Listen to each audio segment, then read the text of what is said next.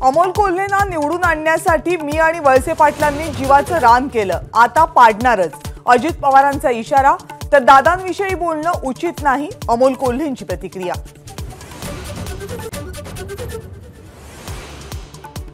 राष्ट्रवादी काँग्रेस अजित पवार गट मेळाव्याच्या माध्यमातून मुंबईमध्ये शक्ती प्रदर्शन करणार. 7 जानेवारीला राष्ट्रवादीचा तर 12 जानेवारीला महिला राष्ट्रवादीचा मेळावा.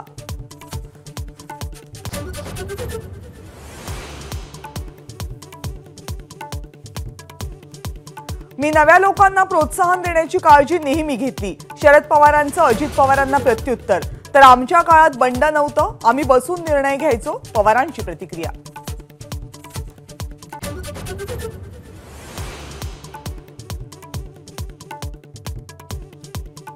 दोन 2024च्या लोकसभा निवडणुकीमध्ये महायुतीला मोठा फटका बसणार. सी वोटरचा सर्व्हे. सी वोटरच्या ओपिनियन पोलनुसार महाराष्ट्रात महायुतीला 19 ते 21 तर महाविकास आघाडीला 26 ते 28 जागा मिळण्याचा अंदाज.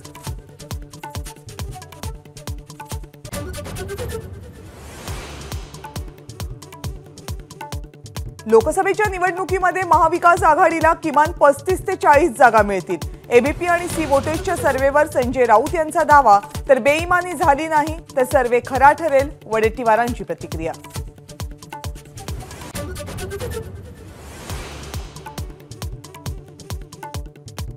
प्रकाश आंबेडकरांनी उद्या वंचित बहुजन आघाडीच्या राज्य कमिटीची बोलावली आहे बैठक. लोकसभेच्या पार्श्वभूमीवर 30 जागांवर निर्णय होण्याची शक्यता.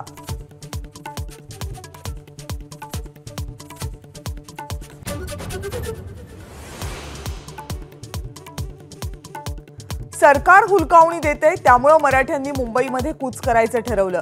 मनोज जरांगेंचं वक्तव्य. मुंबईला जाण्यासाठी तयारी करण्याचं आवाहन.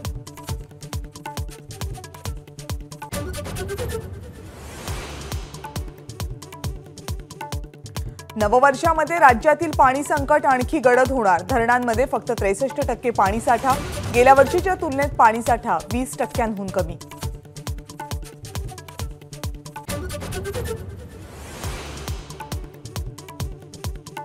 गेल्या वर्षीच्या तुलनेमध्ये राज्यामध्ये पाण्याची परिस्थिती बिकट. पिण्यासाठी पाणी ठेवा, मग शेतीसाठी द्या.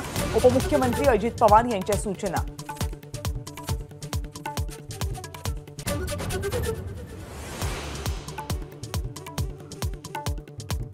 पुण्यामध्ये कोरोनाच्या JN1चे आढळले 2 रुग्ण तर ठाण्यामध्ये JN1च्या 5 रुग्णांची नोंद. आरोग्य यंत्रणांना दक्षतेच्या सूचना.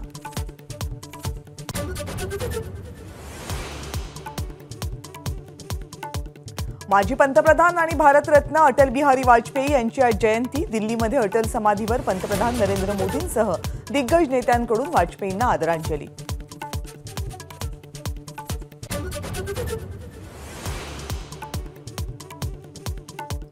देशभरात नाताळची धूम. चर्चमध्ये प्रार्थनेसाठी ख्रिस्ती बांधवांची गर्दी. सेलिब्रेशनचाही उत्साह.